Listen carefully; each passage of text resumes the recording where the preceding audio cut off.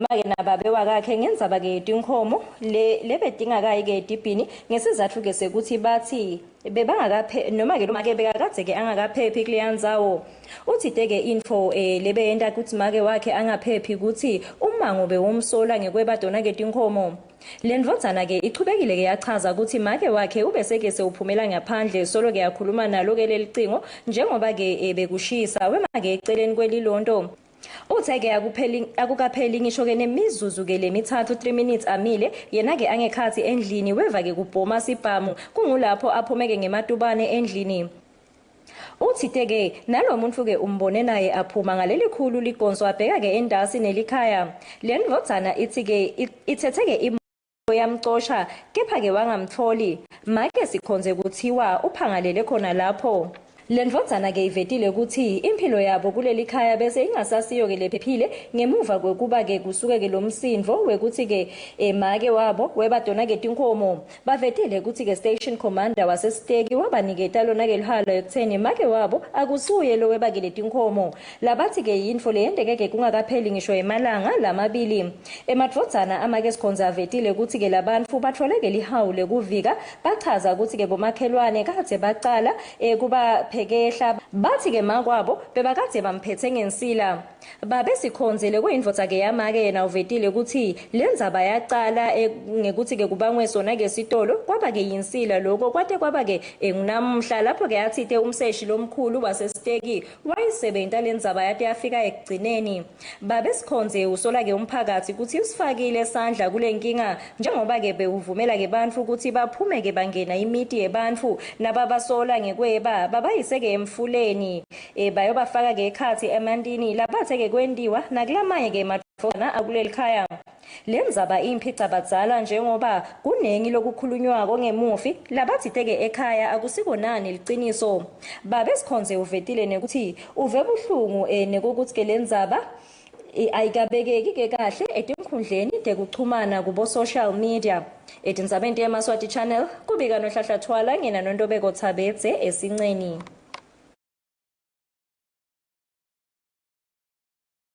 The ESWATINI Medical Christian University has today signed an MOU with 3 international universities and 1 international organization.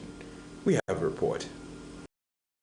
ESWATINI Medical Christian University has signed a Memorandum of Understanding with Khoisan University, Africa Future Foundation, and the United African University of Tanzania. In an event that was held virtually, ECMU's Vice-Chancellor Paul Yang said today's agreement will give them a chance to exchange staff members and students, and that this is a milestone to serve Yemaswati spiritually and physically. He also highlighted that Africa Future Foundation, which was formed in 2006, has a goal to serve Africa and is currently supporting 22 countries in the continent. They were founded 2006, 16 years ago. Their goal is to serve Africa continent. So I think today Tanzania and Eswatini is their focal points. They are supporting now 22 countries in Africa out of 56 countries in Africa. So they are also financially and administratively, they are supporting us, and through today's MOU, we'll have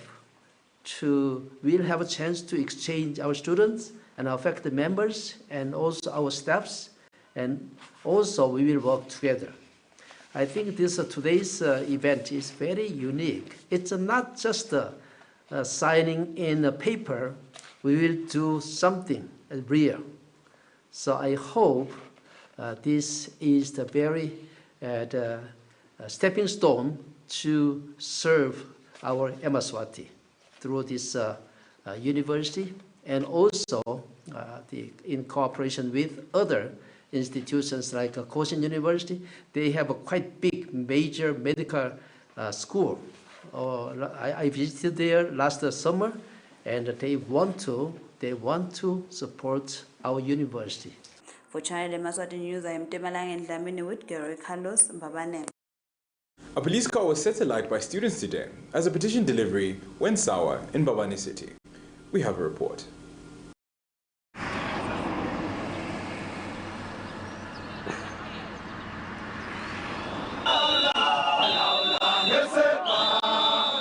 A police vehicle was torched today in Mbabane after members of the Swatini National Union of Students and the Royal Eswatini Police Service clashed. This was after an attempted delivery of a petition at the Labour and Social Security Ministry was not a success. When our reporters arrived at the scene, the clash turned violence as stones were thrown inside the hospital and some roads were blocked. We then conducted an interview with the head of the Swatini National Union of Students, who explained in detail what transpired today. Actually, Mbabane campus namuhla bekunematch yabafundi leya ka Prime Minister, leya Ministry of Labour and Social Security, leya ka Ministry of Education. Lapho khona siyomikisa tikhalothe njengabafundi because ngematiko lawa la khona ukuthi supporter as sibafundi, but thina sibafundi sithole ukuthi kulamatiko akakhona ukuthi supporter. Yiko besihamba siyobabuta siyobakhumbuza ukuthi sibafundi thina sikhona. Ikakhulu iMinistry of Labour and Social Security ngoba ngiyona lesethelele yathi iMinistry of Labour and Social Security itawunika abafundi labangu 2500 scholarship iphinde iqhubeke ibanike 1690 lokuyimali lengasakhona ukusinelisa ukuthi siphile so siyalapha siyabachazela ukuthi inkinga tetfudineni. I am Zandile Mbabane for Channel Yemaswati News with Gary Carlos Mbabane. Judgment has been reserved in the case of a lawyer who is accused of raping his 4 daughters over a period of many years. We have a report. Judge Zonge Makakula today at the High Court reserved in his judgment in the bail hearing of rape-accused lawyer. The lawyer said should be granted bail because it is within his constitutional rights as a Swatini citizen. State prosecutor Begiwe Ngwede with the court as he presented before court that the applicant will interfere with witnesses as of them from his area. Ngwenya also argued that the applicant has a way of getting into and communicating with the victims who are kept at a shelter, so the likelihood that he will interfere is extremely high, and as a father, his influence over his kids is unlimited. The prosecutor further stated that the DPP office is more than ready to start prosecuting the applicant at any given time. The applicant will spend the weekend behind bars. For Channel Yemaswati News, I am Temelange Dlamini, High Court. The Ministry of Home Affairs has today announced that Mr. Ngum appointed a new National Civil Registrar. We have a report. The Ministry of Home Affairs has appointed Mr. Russell Ngumalo as the new National Civil Registrar. Russell Ngumalo takes over from Nombumelelo Sibego, who retired in December 2021. His career path is that he was first employed as a civil servant in 2010 as a human resource officer at the Public Service until 2013, where he was moved to the Foreign Affairs Ministry and he was promoted to senior human resource officer, then transferred to the Ministry of Economic Planning and Development in 2016 and 2021, assumed the position of senior program officer at SADC unit until promoted to Home Affairs in 2021, where he assumed the position of Deputy National Civil Registrar. He is expected to make changes that will assist the country to fast-track the securing of essential documents by Yemaswati. Indvuna kanye na PS nelitiko lonke ukuthi bangethembe lokunginika lokuthi ngibe ngi-National Civil Registrar. Ngiyade ngomsebenzi lomkhulu lona i-department lenkulu lena i-department lemcoka eveni ekubeni ngu-National Civil Registrar kunetinguquko lesiplane kuti iletha. Kwekucala sifuna ukuthi certificate lesi-current lesi within 2 months sekufanele masekudala sisikhupha in a record time of 1 hour. Kwesibili ema-service center ethu akamanzini nasembabane sifuna kuzama ukuthi i-ID nawe ishuthe lelo langa uyithole ngalelo langa. Kwesithathu kunema-office list awavula kuma-health facilities ethu la ekhaya. Already akhona ama-office eMbabane Government Hospital nase-RFM. Sibheke ukuthi-ke kungakapheli lo mnyaka lona sivule i-office eGood Shepherd. Lokho-ke sisekelwa ihlobo tethu taka-UNICEF kulowo mkhankaso loyo. Kwesithathu labo labafuna kuyoshada ngaphandle kwale live lekuthiwa bafuna ama-legal impediments sesitawenda onke malanga kuze khona ukuthi abantu bangatohlalela lesihlanu ngoba uyukhanza ukuthi sebanedinkinga ngalo lesihlanu nasekumele bahambe. So kungcono lokuthi sikwende onke malanga kanje futhi naloko kutawureduce le backlog leba khona e-office. Kungaba ngiloko nina bekunene. Uchannel Yemaswati News, I'm Linda Shonge, Mbabane.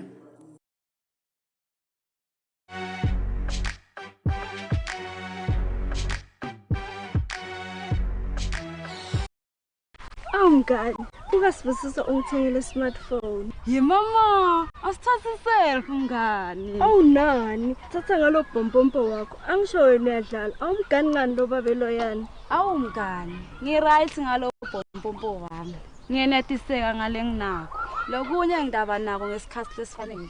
I-HIV isekhona. Asitivikele amvula abasha. Lo mlayeto wemasomvu niulethela litiko letempilo netinhlangano letina Dream Services.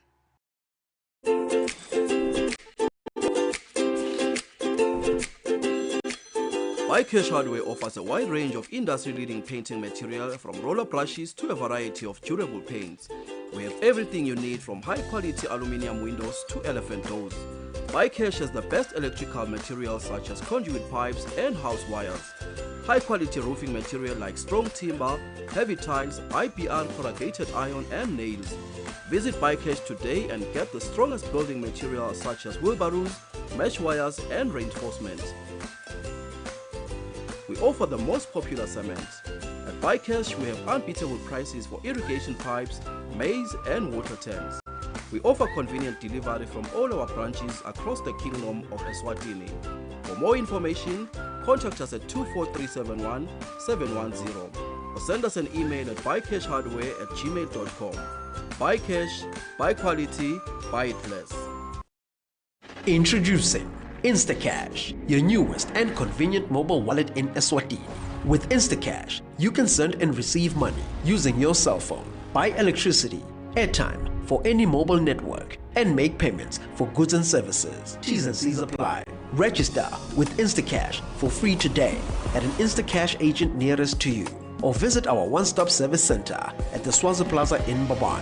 InstaCash, in your hands. Lalela la felani angeke kukusite lokulo nami sekuphela amaviki lamabili solo kumele 50,000 wami msakwenda kwangathi wethu kulolitako make simelani mina ngifuna yami imali la nguwe lo angijoinisa kule nhlangano yakho yakanhlaka kaphelani ningafaki imali tenu enhlanganweni letingekho emthethweni yiba nesiqiniseko ukuthi nisebenza nikampani letilayisensiwe ngu-FSRA noma i-Central Bank kuze ningadliwa ngamahumusha kuva kabandi shayela ku-2406 8000 noma ubhale ubude ku-WhatsApp ku-7658 0214 FSRA umlawuli ukuphathwa kwemali eSwatini. Uptown Laundry Services is here to ensure that your laundry is clean. We are fast, reliable, and affordable. We wash, dry, iron, and fold all kinds of clothes, including jackets, bedding, blankets, bath towels, suits, and more. Find us in Manzini Mall, office number 13. For more information, call 2505-4041 or 7613-3450. Uptown Laundry Services. We will make your world spotless.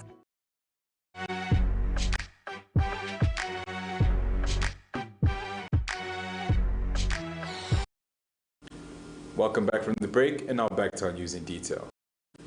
Macmillan Education Eswatini has today hosted the grand finale for their poem and writing competition in Matapa today.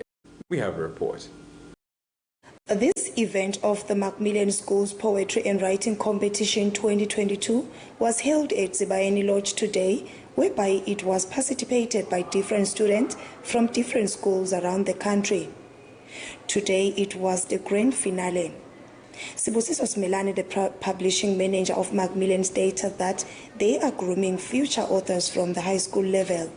Thina njengenkampani ye-Macmillan babhali singathi siyatakhela asibathole sebavuthiwe so sibona sikhebe singalapha ekubhaleni i-poetry nama-short stories sasesenda i-competition kule competition ke sifake ekhathi i-education department ngoba lesebenza nayo cishe emsebenzini wethu so bekuhamba ngama-regions ke but compete kuma-regions singama-cluster levels etikolweni tabo.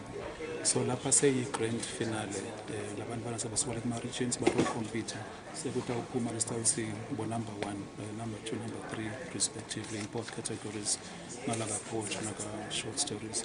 Asikho-ke sodwa le vision yethu bese seyithengwa ngasho njalo nakulamanye ama-partners bafaka ikhathi bo-Old Mutual nabo-Auto Valley Auto kusibambisa kulo msebenzi omkhulu kangaka. Singasho ukuthi akusiyo nje ukuthi i-competition yokubhala, thina singathi si-investor in unearthing lama-talents alabantu ngoba i-research yakhomba ukuthi lithalenta sokwaba indlela yokuphila.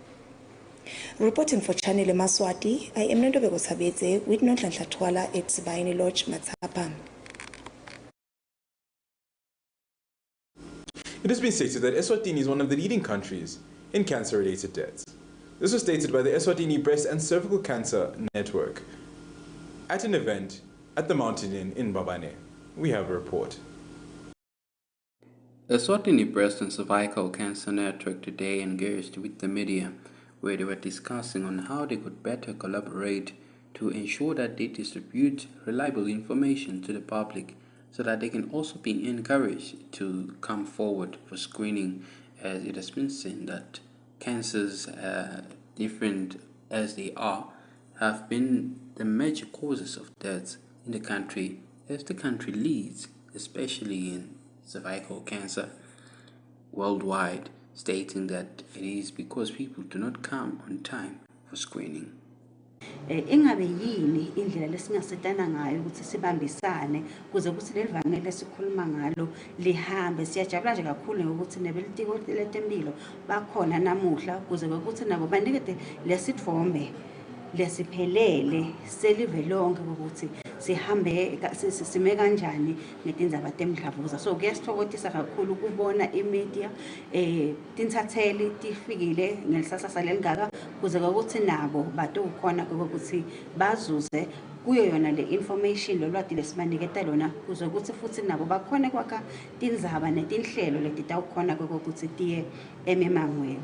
Lokunye ke lesihlosile la ukuthi nathi sitinhlangano ehlukahlukana kwato sitothembisa noma sitovula tandla kuto tinthatheli ekuthenini kule misebenzi lengaka lesiyendako even silungele ukuthi lelo lwati labalifunako kithi nanoma nganini labalifuna sitimisele ekuthenini sibatfolele lona. But also there are changes lesithi should you note gijima uyesibhedlela masinyane because those could be symptoms of breast cancer.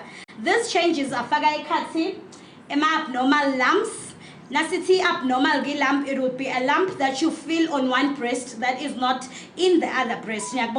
It's abnormal, and also it's a lump that keeps growing. For Channel Yemaswati News, I'm Linda Sean, Mbabane. The Ministry of Education has today received a framework to aid in better improving the school-to-work. We have a report. The Ministry of Education, in collaboration with UNICEF and other stakeholders today, was presented a framework for better school-to-work transition. This framework is aimed at improving transition to produce work, to reduce unemployment amongst youth. It is also meant to increase earnings and further improve the economy of the kingdom. Ku-industry ngoba siyayibona nebaqashi nje dingabhane tiyasho ukuthi ama-skills laketa nabantu labasha laba buya kuma-college ethu nemanyuvesi ayashoda kufana nalawo labawadzinga bona. Lokho kwente ukuthi litiko lifune lachaswa nge-UNICEF nge-support yetimali ukuthi sicashe labasiphenyele kwabonakala ukuthi ngimaphi ama-skills. Sichubekile kemva kwaloko kwaba ne-report yalawo ma-skills. Nyalo-ke sesakhe lokhu lesithi i-guide yokuthi sitawenda njani sisatrainer. Lokuvelako-ke la kule skills analysis kuyavela ukuthi ama-skills asabalele kangwane kulona loyo dingoni lebatrainer. Mr. Andrew, who is a consultant, explained in detail how the framework will benefit Yemaswati and the youth, further stating that it will also explain skills analysis and other fundamentals that are needed by the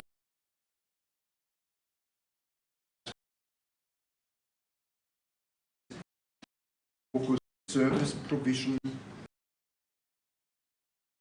youth development, areas of for work. I am Zandile Mpapane for Channel Yemaswati News with Demalangeni Dlamini. Chief Police Communication today announced to the nation that the 3 suspects who escaped from Matsapa police station earlier in the week have been apprehended. We have a report. Chief Police Informations Officer Superintendent Pindile Vilagati today at the police headquarters in Mbabane confirmed that the suspects who escaped when they were remanded at Matsapa police station were apprehended. Vilagati applauded the relationship that the Royal Police Service has with the public, as she mentioned that with the help of the public, their work will be much tougher. Namaphoyisa siyathokoza kakhulu kusho sivele ukuthi kulandzela lusitela ukuthi basibambise kuthola imadlozi lamathathu fune bekafohlile lapha kumathapha e-police station kuthi de ngalesine ebusuku ngensimbi yesiphohlongo ntambama bagcina batholakala la bekune sebavele bakhona ke kutoti iphendulela ngalawo macala labawenda lese bavele bangete licala ke ngakona lokufohla siyathemba ukuthi indzaba yabo seyitawusebenteka masinyane ekubeni akhona ukuthi alashwe njengalokhu beka umuntu longasilo-phile kahle. National Commissioner ke uyasithumisa sive ngekusibambisa bonke labasibambisile ngetindlela letehlukehlukene labanye bebasithandazela abanye basikhuthaza labanye basinike information nemaphoyisa nawo akakase alale ngayo lendzaba siphindze sibonga kakhulu nakubo betindzaba imitfombo yetindzaba lesisitile ukuthi sifike esiveni sikhona kuhlaba yona inyanza leyo uthi ke National Commissioner solo yagcizelela isiveni ukuthi bonke labanecala kakhulu kati labo labanetibhamu abativete emaphoyiseni tibhamu letingekho emthethweni ngoba kuyabonakala cishe la kwendeke khona icala lobufaka khona sibhamu ukuthi sibhamu lesingekho emthethweni. I am Zandile Mpapane for Channel Yemaswati News with Carlos Mbabane. Premier Bakeries has today hosted the first draw of its Pick a Premier plastic bag competition, with one winner walking away with 10,000 emalangeni in winnings. We have a report. The winner of the 10,000 emalangeni Nomcebo Smelane Lutse. ESWATINI Premier Bakeries today conducted a draw which is for 3 months, where they will be distributing 30,000 emalangeni to their winners. Conducted a draw.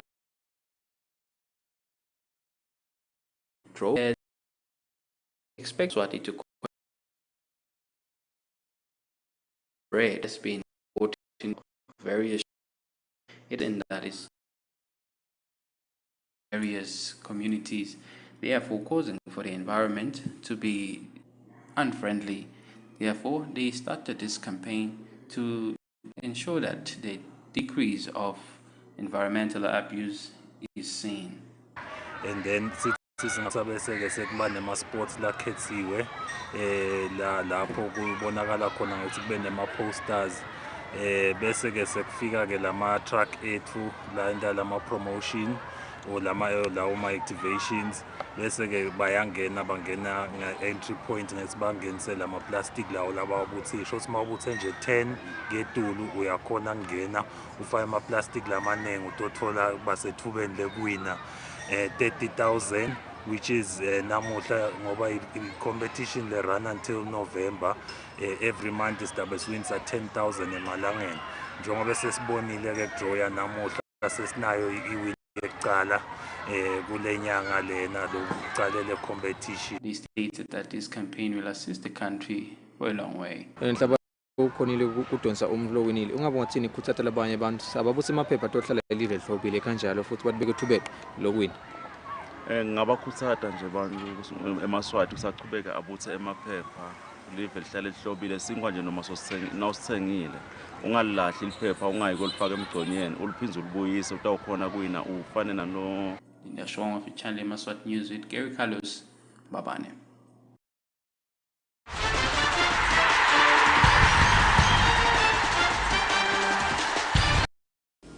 And now in our sports news.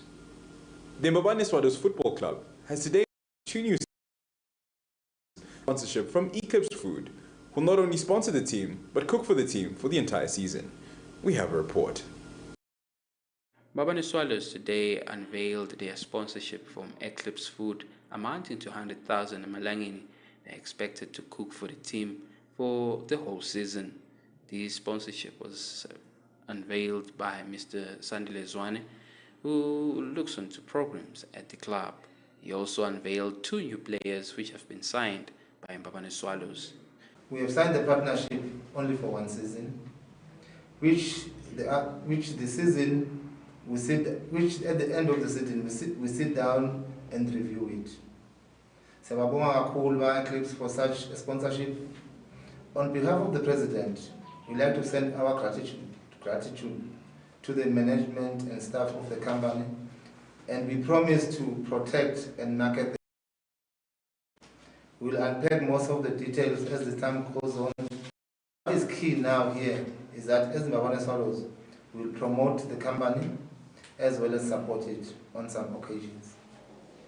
Mbabane Swallows stated that they will support the players which are known to the public since they were playing locally. You remember what's Hamba D40, Hamba Keita. So we've just replaced those positions again with these 2 fine, excellent, good players. The